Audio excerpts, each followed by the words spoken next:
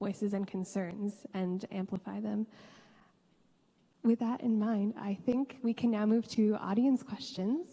It would be lovely to hear from you, and we can take a few limited questions from the audience, so I know our mic runners are ready to facilitate. Just a reminder that questions should be brief and related to content that our speakers will be able to provide insights on, and should end in a question mark. Do we have? Hello. Perfect. My name is Isaac, and I'm from Ghana, but I'm currently a doctoral student at Columbia University. I have a special interest in menstrual hygiene.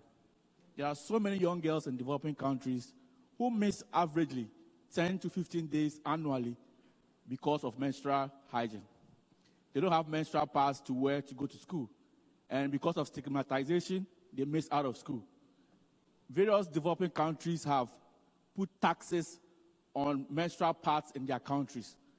I want to appeal to this office to talk to countries in developing countries that have put taxes on menstrual pads to remove these taxes so that young girls could afford menstrual pads to enable them seek their education. Just an appeal that I want to make in this big office. Thank you.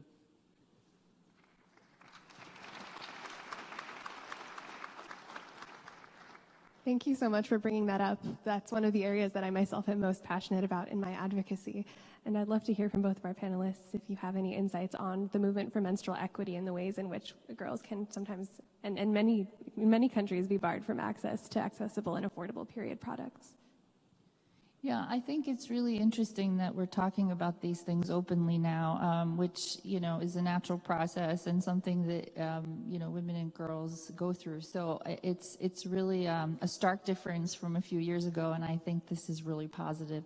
I do know that some countries are doing this tax, taking the tax off of these menstrual health hygiene products, and I think that ultimately it is a country's decision, but, the truth is, when most of the policymakers are men, this is certainly not, the top of mind. So this is why it's important for young people, especially young women, to really get into office, get into those policymaking spaces so that they can speak to the issues that really matter to them and the girls in their communities. And great that, we have a man asking this question, which is a good sign. But there are lots of NGOs or UN agencies, and there are governments that are really trying to talk more about these issues. And I see more and more conferences and more conversations about menstrual health hygiene, which is great.